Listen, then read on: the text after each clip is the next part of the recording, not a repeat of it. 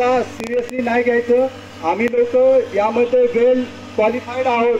हे तुमच्या समोर बोट पलटी केली जात आहे, बोट पलटी झाली। आता त्यामध्ये आता जे व्हिक्टिम आहेत ते नदीपात्रामध्ये त्यांना पोहता येईना झाले, ते कसे तर आपले जान वाचवण्याचा प्रयत्न करत आहेत। आता जो मधी स्पेस दिसतोय आपल्याला, त्या मधल्या स्पेसमध्ये पण काही वेळपर्यंत ऑक्सिजन घेता येतो। आता हे आमचे रेस्क्यूअर त्या बोटला तुमच्या डोळ्यासमोर त्या बोटलाही कसे मतलब की सही करतात। एकानं उडी मारून जंप करून त्याला 3 टोच्या साह्यानं कसं हे केलं जाईल ते पाहिलं जाते। आणि ते रिंगच्या साह्यानं हे बोट आता सहज केली जात आहे। आपल्या डोळ्यासमोर पहा कशा पद्धतीनं बोटला घेतलं।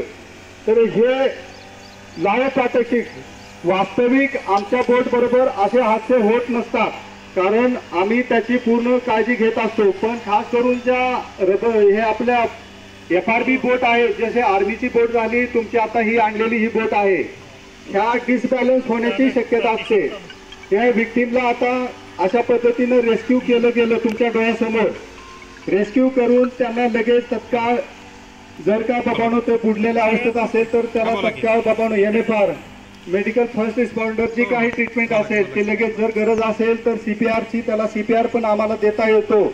आम्ही त्याचं वास्तविक प्रशिक्षण पण बऱ्याच ठिकाणी दिलेलं आहे की बुडलेल्या व्यक्तीला आपण अर्धा तासाच्या अगोदर जर CPR दिला तर आपण त्याचा जीव कसा वाचवू शकतो, तर ते केलं जातं।